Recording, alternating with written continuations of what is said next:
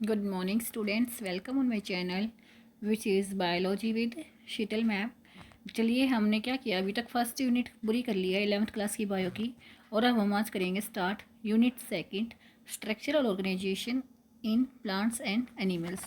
इस यूनिट में हम पढ़ेंगे जो एनिमल्स और प्लांट्स के स्ट्रक्चर के बारे में, उनकी एनाटॉमी के बारे में, उनकी मॉर्फोलॉजी के बारे में। तो जो ये चैप्टर है इसमें कितनी यूनिट्स आती हैं, इसमें आते हैं 30 चैप्टर आते हैं। Morphology of flowering plants, anatomy of flowering plants और स्ट्रक्चरल ऑर्गेनाइजेशन इन एनिमल्स। सबसे फर्स्ट चैप्टर होगा वो आज हम स्टार्ट करेंगे, मॉर्फोलॉजी ऑफ फ्लावरिंग प्लांट्स। चलिए देखते हैं कि फर्स्ट चैप्टर में क्या है। मैं आपको जो भी करवाती हूँ वो एनसीईआरटी से करवाती हूँ, क्योंकि जो एनसीईआरटी की बुक होती है वो वेरी वेरी वेरी इंपॉर्टेंट है। इसी में से ही क्वेश्चंस आते हैं और हर लाइन से 2-3 क्वेश्चंस ज़रूर पुट होते हैं, इसलिए हम एक भी लाइन नहीं छोड़ेंगे। एनसीईआरटी की लाइन टू लाइन रीड करेंगे और उसको समझेंगे। देखिए चैप्टर 5 है मॉर्फोलॉजी ऑफ फ्लावरिंग प्लांट्स। ये बोलता है कि जो फ्लावरिंग प्लांट्स हैं उनके स्ट्रक्चर के बारे में जो पढ़ेंगे उसको हम मॉर्फोलॉजी बोलते हैं। जब भी हम किसी प्लांट के स्ट्रक्चर के बारे में हम पढ़ते हैं तो वो मॉर्फोलॉजी में आता है। चलिए एनसीईआरटी की बुक में लिखा है, इसकी लाइन टू लाइन रीड करेंगे और पढ़ेंगे और समझेंगे। The wide range in the structure of higher plants will never fail to fascinate us, even though the angiosperm show such a large diversity in external structure or morphology. They are all characterized by presence of roots, stem, leaves, flowers and fruits. आप ये देखना है क्या कहना चाहते हैं। ये कहना चाहते हैं कि जो एंजियोस्पर्म्स प्लांट्स होते हैं, जो फ्लावर प्लांट्स होते हैं, उनकी जो स्ट्रक्चर ऑर्गेनाइजेशन होता है वो हर प्लांट का डिफरेंट होता है। और इसमें क्या मिलता है, मैक्सिमम सभी चीज़ों में एक चीज़ तो सेम रहती है। रूट्स मिलते हैं, स्टेम्स होती हैं, लीव्स होते हैं, फ्लावर्स होते हैं एंड फ्रूट्स होते हैं। ये सभी चीज़ें जो प्लांट में दिखाई देती हैं और इनके बारे में जो हम पढ़ेंगे, ये इसके बारे में जो पढ़ते हैं ना, ये यहाँ पर मॉर्फोलॉजी के चैप्टर में हम डाल दिया गया है। मॉर्फोलॉजी हम इनको बोलेंगे, इनके स्ट्रक्चर के बारे में पढ़ना ही मॉर्फोलॉजी होता है। चलिए in chapter second and third we talked about classification of plants and plants based on morphological and other characteristics. ये बोलता है आपने सेकेंड और जो थर्ड चैप्टर पढ़ा था प्लांट्स की क्लासिफिकेशन की थी। जो प्लांट्स की क्लासिफिकेशन हुई थी वो किसके बेस पे हुई थी, उनके मॉर्फोलॉजिकल करेक्टर्स के बारे में उनको देखते हुए हुई थी, और उनके और करेक्टर्स को देखा गया, तब जाकर उनकी क्लासिफिकेशन की गई। For any successful attempt at classification and understanding any higher plant we need to know standard technical terms and standard definitions. ये बोलता है जब भी हम कोई क्लासिफिकेशंस करते हैं किसी भी प्लांट की, किसी भी ऑर्गेनिज्म की, उसके बारे में हम डिटेल में पहले हमें स्टडी करना होता है, उसकी डेफिनेशंस देखनी होती हैं, उनके फंक्शंस को देखना होता है, तब जाकर हम किसी भी नतीजे पर पहुंचने के लिए ठीक रहता है कि हाँ पहले उसका डीपली स्टडी किया जाए, फिर जाकर उसकी क्लासिफिकेशन की जाए। We also need to know about the possible variations in different parts found as adaptations of the plants of their environment। बोलता है जो प्लांट्स के अंदर, देखो हर एक प्लांट और ऑर्गेनिज्म में एक कैपेसिटी होती है अडेप्टेशन की, तो जो भी प्लांट की इन्वायरमेंट में अडेप्टेशन की पावर होती है उनके बारे में पढ़ना। Adaptation to various habitat for protection, देखना जो हर एक प्लांट के अंदर एक क्वालिटी होती है एडेप्टेशंस की, उनके हैबिटेट के अकॉर्डिंग, प्रोटेक्शन के लिए, क्लाइंबिंग के लिए, स्टोरेज के लिए, उन सब के बारे में अलग अलग सबकी अलग अलग एडेप्टेशंस होती हैं, अलग अलग करेक्टर्स होते हैं। If you pull out any weed you will see that all of them have root, stem and leaves. आपने देखा होगा हर एक प्लांट के अंदर रूट भी होता है, स्टेम भी होती है और लीव्स भी होता है। They may be bearing flower and fruits, और उनके पास क्या होगा, फ्लावर और फ्रूट्स भी होते हैं। The underground part of the flower plant is the root system. जो अंडरग्राउंड, ये मान लीजिए ग्राउंड वाला पार्ट यहाँ पर दिखना, ये रूट्स होती हैं। जो अंडरग्राउंड वाला पार्ट होता है उसको हम क्या बोलते हैं, रूट सिस्टम बोलते हैं। और जो बाहर जो यहाँ से स्टार्ट होता है इसको हम स्टेम बोलते हैं। ये वाला होता है रूट और ये होता है स्टेम होता है। The underground part of flower, यहाँ पर हमने पढ़ा कि रूट्स होता है। The portion above the ground is the shoot system, और जो ग्राउंड से ऊपर वाला होता है वो होता है शूट सिस्टम।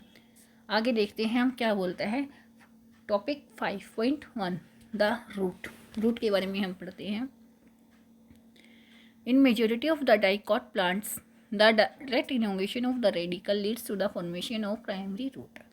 यहाँ पर देखिए, जब भी किसी भी प्लांट की ग्रोथ होती है उसकी रूट से, तो एक पार्ट होता है विच इज़ कॉल्ड रेडिकल।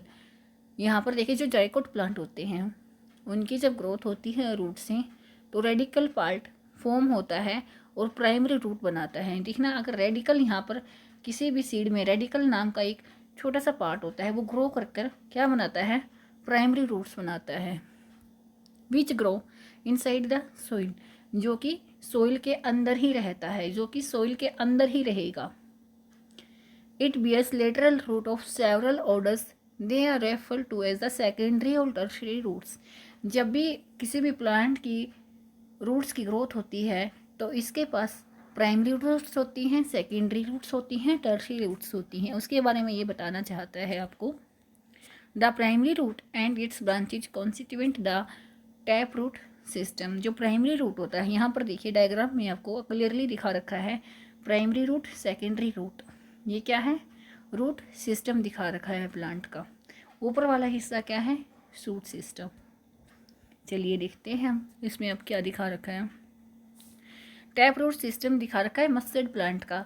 ये कौन सा प्लांट है, ये मस्टर्ड प्लांट है। और ये क्या है, डाइकोट प्लांट। इन मोनो, और जो डाइकोट प्लांट में कौन सी रूट होती हैं, tap root system. In monocot plants the primary root is short lived and it is replaced by a large number of roots. यहाँ पर देखिए, जो मोनोकोट वाली जो रूट्स होती हैं वो फाइब्रिड रूट्स होती है। कहना चाहता है कि जो टेप रूट होती है वो तो सिंगल होती है, लेकिन जो फाइब्रस रूट्स होती हैं उसके बहुत सारे पार्ट्स होते हैं। यहाँ देखिए ऐसे, और इसमें क्या बोलता है, जो फाइब्रस रूट्स इसको कहा जाता है, as seen in wheat plant. यहाँ पर देखना 5.2 ये कहना चाहता है। देखो यहाँ पर ये तो है आपका टैप रूट सिस्टम, ये है आपका फाइब्रस रूट सिस्टम, ये आपकी एडवेंटेसियस रूट सिस्टम है। ये आपको नेक्स्ट में हम पढ़ाएंगे।